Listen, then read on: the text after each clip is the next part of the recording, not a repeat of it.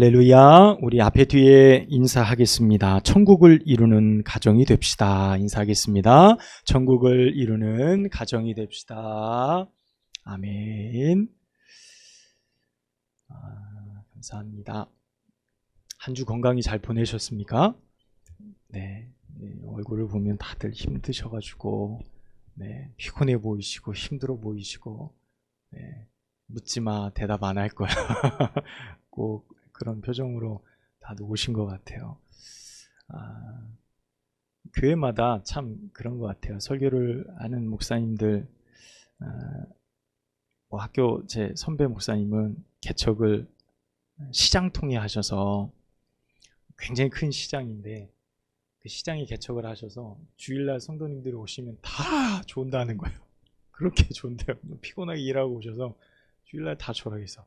어떻게 하면 안 졸게 할까 하다가 예배 거의 절반이 다 웃는 얘기, 유머로 가득 채워서 그렇게 설교를 하시는 분도 계시고, 어떤 분들은 개척을 한 데가 강남 한복판이어서 다 지식층들이어서 설교가 굉장히 딱딱하고 굉장히 이론적이고 그걸 만족해하는 설교를 하는 분들도 계시다고 합니다. 주변에 그런 이야기들 많이 듣는데 저는 우리 교회에서 어떤 설교를 해야 할까 그런 고민을 하면서 말씀을 준비를 합니다. 우리나라 참 입시 경쟁이 치열한 나라죠. 저도 중3짜리 딸을 가지고 있는 아빠지만 입시라는 것이 모든 사람들에게 늘 굉장히 중요한 이슈가 되는 것 같습니다. 초등학교 때부터 중학교, 고등학교, 대학 입시를 위해서 그렇게 막 매진하는 학생들을 보면 안타깝기도 하고, 그것이 우리가 살아가는 어떤 삶의 전부이냐, 그렇게 어렸을 때부터 생각되어지고 거기에 맞춰서 살아간다는 것이 참 어렵다라는 생각을 합니다. 어떤 학원에 그런 명패가 걸려 있다고 하죠. 좋은 대학은 서울에 있다. 학원에 들어가면 정면에 그 학생들이 항상 그걸 보고 들어간다라고 이야기를 합니다. 우리가 좋은 대학, 좋은 것에 취업을 하기 위해서 좋은 대학을 선택하고 그것에 가기 원하는 것은 좋은 것을 배우기 원함이겠고, 좋은 사람에게, 좋은 스승에게 무엇인가를 배우고 새로운 인생의 어떤 길을 개척하기 위함일 겁니다. 세상에는 좋은 대학들이 굉장히 많죠. 우리나라도 그렇지만 세계의 유수한 대학들도 많이 있지만 최근에는 그 대학들의 기준도 많이 바뀌어가죠. 이름만 가지고 좋은 대학의 시대는 많이 갔고, 거기 교수진이 어떠냐, 그 학교의 연구의 어떤 질이 어떠냐, 무엇을 가르치냐, 학생들과 교수진과의 연구의 성과들이 어떠냐, 이런 것들을 따져서 학교의 풍토, 좋은 학교임을 매기는 순위들이 최근 들어서 새롭게 나와요.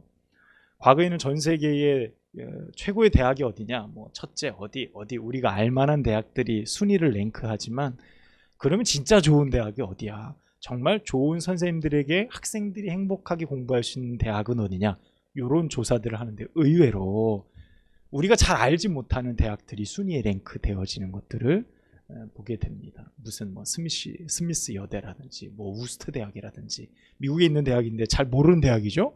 우리 윌리엄 앤 메리 대학이든 우리 잘 모르는 대학인데 우리는 하버드와 하지만 이런 대학들은 어디야? 그런데 이런 대학들이 순위 랭크에 4위에 5위에 오르기도 하고, 그런 내용들을 볼 때 이 대학의 대단한 특성들, 우리가 생각하는 단지 이름만이 아닌 뭔가 새로운 것들이 있음을 우리가 좀 발견해 볼 수 있는 것 같아요. 특별히 이스라엘이라는 나라를 우리가 말씀을 통해서 늘 접하게 되면 교육에 대해서는 참 열정이 있는 나라라고 생각이 됩니다. 오늘 우리가 읽은 본문 말씀도 사실 거기에 배경하고 있어요. 부모가 내 자식을 누구에게로 지금 데려가는 겁니까? 좋은 스승에게 데려가는 장면의 한 말씀이죠. 좋은 스승인 당시에 소문난 예수님께, 랍비에게 데려가서 내 아이를 만져주심을 바랬다 그랬어요. 여기서 만져주심이라는 것은 당연히 축복해 주시는 것도 의미하지만 내 아이가 당신의 제자가 되길 원합니다.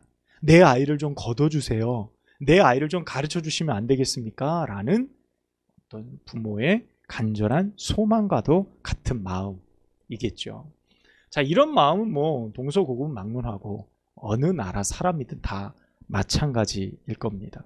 시대를 살아가며 내 자녀를 위해 좋은 것을 주고 싶어 하는 부모의 마음은 뭐 인지상정, 동일한 마음을 우리는 이해해 볼 수 있습니다.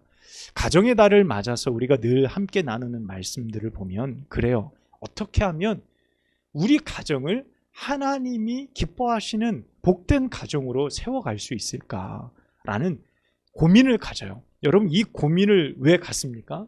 해결되지 않아서 그래요. 이 고민이, 이 기도의 제목이 내 삶에 아직 완전히 이루어지지 않은 것 같아서 우리는 늘 기도합니다. 그리고 평생을 내가 자녀를, 우리 권사님들은 다 자녀들을 이제 출가시키고 다 결혼을 시켰지만 어떻습니까? 또 여전히 부족한 부분들이 있어요. 여전히 자녀들을 바라보면서 해고 싶고 또 무엇인가 만들고 싶은 그런 욕구들이 생기게 되어지는 거죠. 그래서 우리는 말씀을 보면서 하나님, 우리 가정도 이랬으면 좋겠습니다. 하나님, 우리 가정이 이런 복을 받았으면 좋겠습니다. 나의 자녀들이 이런 삶을 살았으면 좋겠습니다. 라는 소망을 갖게 되어지는 것입니다. 저는 오늘 본문의 13절부터 16절까지 길지 않은 말씀이지만 오늘 이 본문 안에 세 가지 관점으로 여러분과 말씀을 나누고자 합니다. 첫 번째는 좋은 가정을 이루기 위한 우리의 목표는요, 영과 육을 만져주는 가정이 반드시 되어야 한다는 겁니다. 엊그제 비가 내린다고 한참 뉴스에서 소란스럽게 이야기했어요. 그런데 평택 지역엔 별로 많이 내린 것 같진 않아요. 부슬부슬 좀 내리고 이랬는데 150mm 이상 온다 그래서 여행을 취소한 분들이 기상청으로 소송을 해야 되나 그런 이야기까지 할 정도로. 근데 밑에 지방은 꽤 많이 비가 내린 것 같습니다. 비가 요란스럽게 내리는 장마철이 되면 청둥 번개도 치고 그러면 어떻습니까? 옛날 기억해 보면 아이들이 자다가 깜짝 놀라서 깨서 어떻게 와요? 막 엄마 아빠한테 와가지고 그 품으로 막 파고들잖아요. 그래서 거기서 안정감을 누리고 다시 잠을 자고 그런 기억들을 가지고 있습니다. 저도 그랬고 저도 아이들을 키우면서 그랬던 기억이 납니다. 저는 이런 일들, 오늘 우리 그리스도인들이 정말 간과하기 쉬운 부분들이 바로 여기에 있다라는 생각을 가끔 해봅니다. 우리는 자녀들을 키우면서 소중하게 여기는 것들, 그래서 소중한 것이니 내가 너한테만 주는 거야, 참 귀한 것이니 좋은 것이니 내 자녀에게만 줄 거야 라는 마음들을 부모들은 가지고 있어요. 그래서 먹이고 입히고 교육하는 것, 부모로서 좋은 것을 주려고 합니다. 그렇죠? 그리고 늘 내어줄 준비가 되어져 있습니다. 그런데 내어주기 전에 우리는 한편으로 이런 생각을 해봐야 됩니다. 내가 자녀들에게 주는 것이 저 아이들에게 반드시 필요한 것일까? 라는 생각입니다. 내가 부모로서 자녀들에게 주려고 하는 마음은 당연하지만 내가 지금 자녀들에게 주려고 하는 것이 정말 아이들에게 필요한 것일까라는 생각을 우리는 해봐야 됩니다. 물론 부모의 판단은 언제나 합리적일 수도 있지요. 자녀보다 더 인생을 먼저 살았고 그 결정과 판단이 크게 틀리지 않다라고 믿기 때문에 그렇습니다. 그럼에도 우리는 늘 기억해야 될 것은 내가 주고 좋은 것을 줌으로 인해서 저 아이가 좋아질 거야, 내가 이걸 줌으로써 저 아이에게 반드시 보탬이 될 거야 라는 생각, 이 생각을 우리는 잠시 내려놓을 필요가 있다는 겁니다. 때론 오늘 말씀과 같이 내 아이에게 무엇을 주기보다 단순히 안아주고 감싸주고 이해해주고 만져주는 것이 때로는 충분할 수 있다는 사실을 우리는 반드시 염두에 두어야 한다는 것입니다. 성경의 축복의 원리라는 책들이 굉장히 많죠. 그 책들의 원리들 중에 대부분 거의 공통적으로 이야기하는 내용이 있어요. 그것은 부모의 축복의 특권을 말해주고 있습니다. 여러분이 부모입니까? 라고 이야기하면서 그러면 자녀를 위해 손을 얹어 축복하십시오. 부모에게는 자녀를 축복할 수 있는 축복의 권한을 하나님께서 부여하셨습니다. 라는 말들을 책에서 우리는 굉장히 많이 보게 됩니다. 성경에도 마찬가지죠. 오늘 예수님께서 마가복음 10장 13절 말씀을 보면 사람들이 예수께 만져주심을 바라고 자기 자녀들을 데리고 나왔다라고 말씀하고 있습니다. 물론 제자들은 그것이 못마땅해 꾸짖었지만 예수님께서는 뭐라 그러시죠? 내게 오는 것을 용납하고 금하지 말라.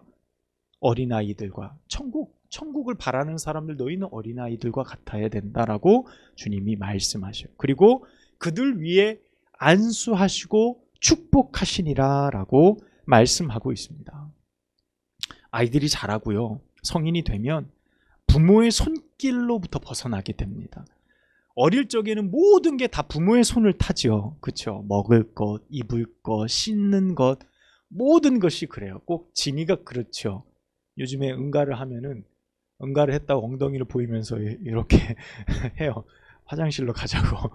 그럼 다 부모의 손을 타야 되죠. 지가 할 수 없어요. 그냥 느끼고 반응하는 것 뿐이에요. 다 모든 것이 부모의 손을 타야 됩니다. 그런데 4살, 5살 좀 나이가 넘어가기 시작하면 자립심이 생기고 이제는 손을 타지 않아요. 자, 부모는 어떻습니까? 이제 다 키웠다 라는 생각을 갖죠. 자녀는 나 혼자 할 수 있다. 그러면서 분리되기 시작하는 겁니다. 분리되어져요. 오늘 성경의 원리를 우리가 보면 여전히 나의 자녀들은 부모의 품 안에서 내 안에서 키우라는 얘기가 아니라 아이들을 축복하고 만져주고 그들을 안아주고 감싸줄 수 있는 부모들이 되어야 한다는 거예요. 이미 너무 많이 그 간격이 벌어져 있게 우리가 살아가고 있는 것은 아닌지 생각해 보게 됩니다.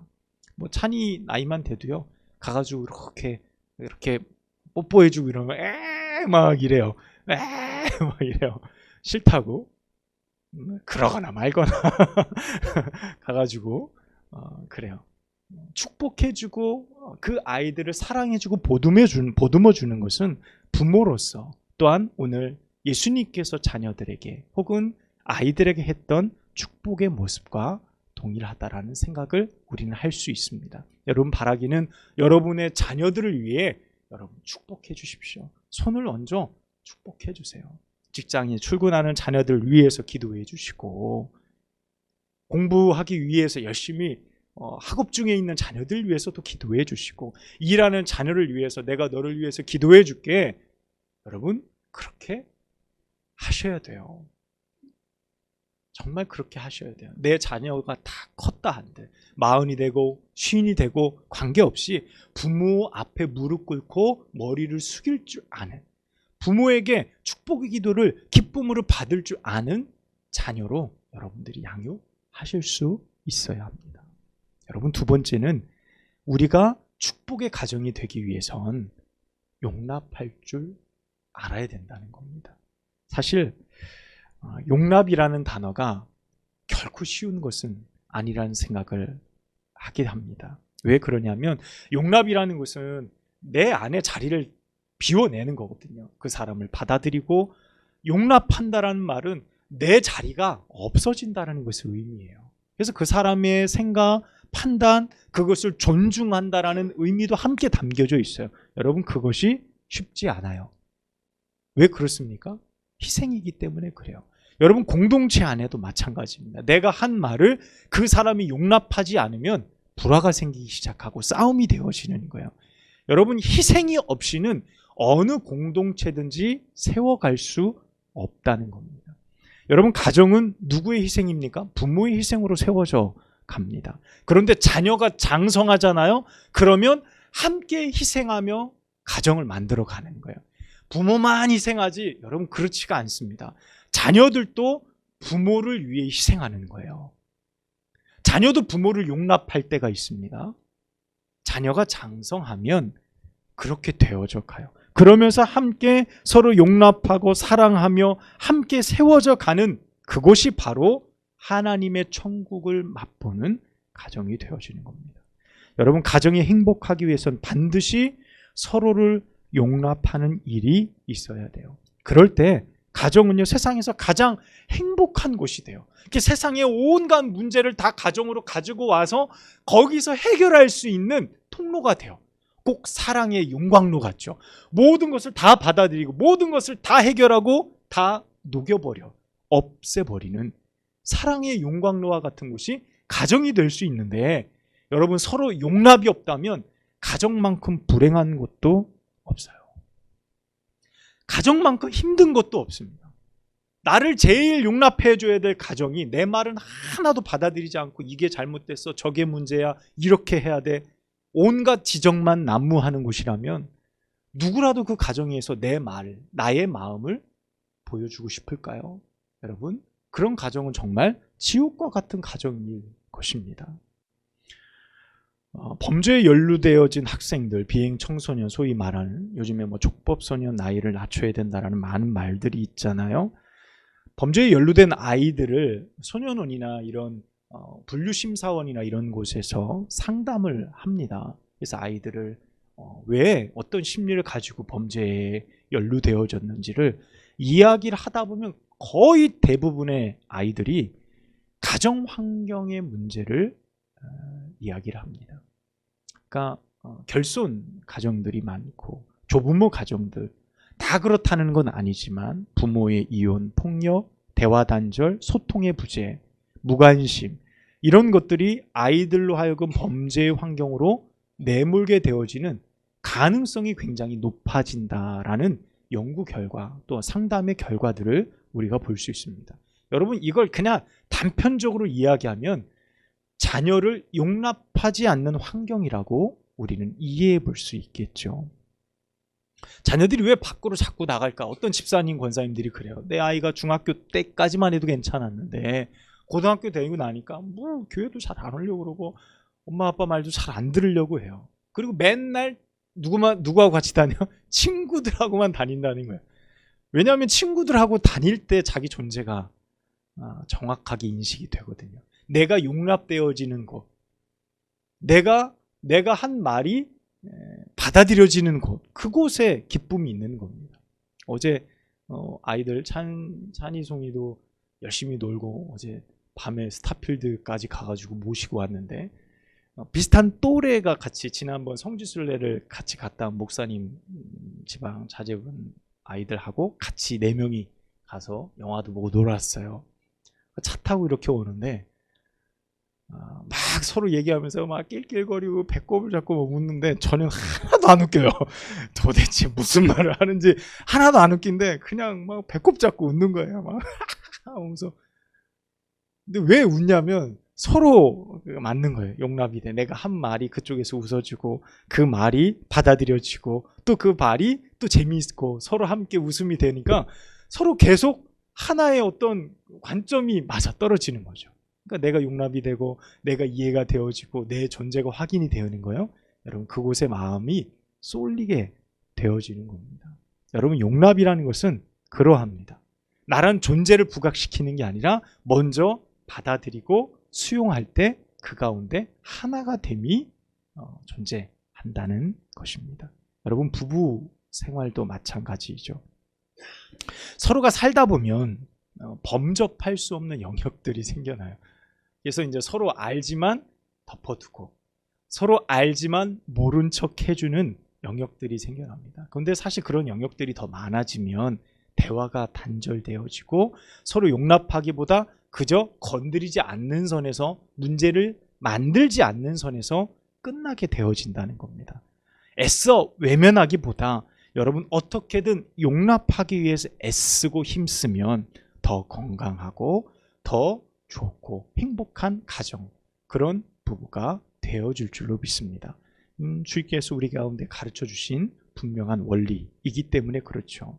여러분, 세 번째는 어린아이와 같아야 된다라고 예수님은 우리에게 말씀합니다.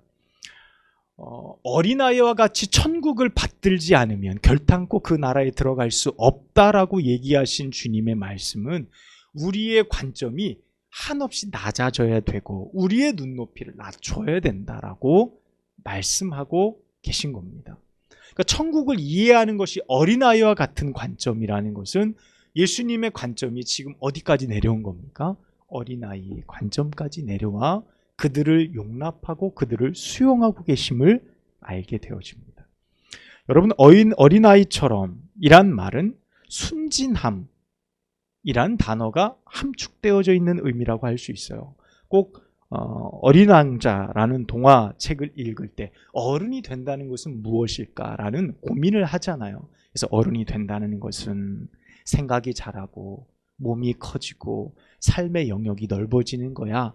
그런데 더불어 무엇이 사라지는 겁니까? 동시에 순수함이 사라지는 거야 라는 이야기들처럼 나이를 먹어 순진하다, 뭐 어떻습니까? 세상 물정 어둡다.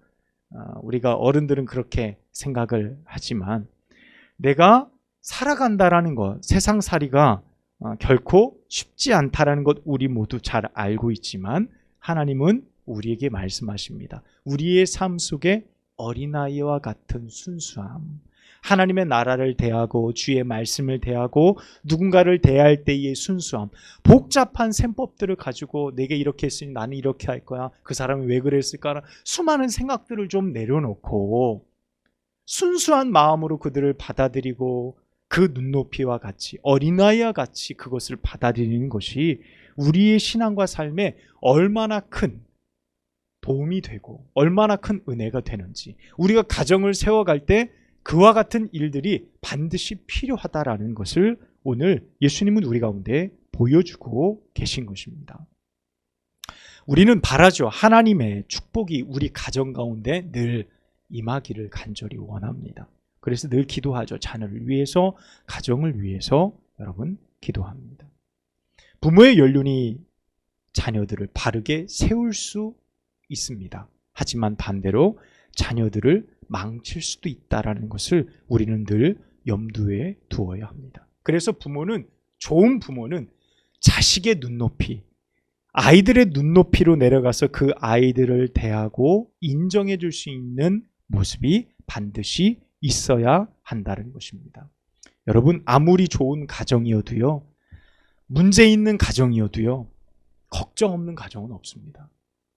우리 가정 너무 좋아, 너무 행복해. 여러분, 그 가정도 반드시 어려움이 있고 문제가 있고 조금씩 힘듦이 있음을 우리는 알아요. 그러나 모든 사람들이 바라는 가정은요, 좋은 가정은 오늘 말씀처럼 우리 가운데 진정으로 예수님의 시각을 가지고 자녀들을 축복하고 서로 용납하고 어린아이와 같이 서로를 대하며 믿음으로 바라볼 때 그 가정은 진정 하나님께서 기뻐하시는 가정으로 세워가게 되어진다는 사실입니다. 네. 이따가 올리셔도 되고요. 지금 말씀 들으시는 거니까 네, 뒤에 가셔서 많이도 가져오셨네.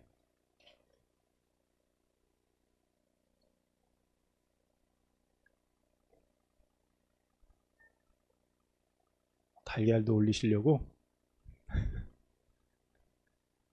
자, 일단 뒤로 가서 앉으세요. 네, 뒤로 가서 앉으셔. 자, 이제 말씀을 정리할게요. 우리 가정의 주도권, 이것이 부모의 손을 잠시 떠나 예수님 앞에 위탁되어지는 가정이 될 때 부모도 내 자녀를 키우며 내 것이다, 소유라는 개념이 아니라 하나님이 내게 주신, 내게 의탁한 자녀다라는 생각을 우리가 믿음으로 가질 때 내 뜻이 아니라 주의 뜻이 펼쳐질 수 있는 복된 가정이 되어질 줄 믿습니다. 바라기는 우리 사랑하는 한마음교회 모든 여러분의 가정 가운데 이와 같은 은혜가 충만하시기를 주님의 이름으로 축복합니다. 기도하겠습니다. 아버지 하나님, 감사합니다. 오늘 저희에게 주신 이 말씀이 우리를 새롭게 하며 우리를 변화시키며 하나님, 우리의 가정 가운데 하나님의 거룩한 은혜가 흘러갈 수 있는 복된 가정 모두가 되어줄 수 있도록 인도하여 주시옵소서. 예수님의 이름으로 간절히 기도합니다. 아멘.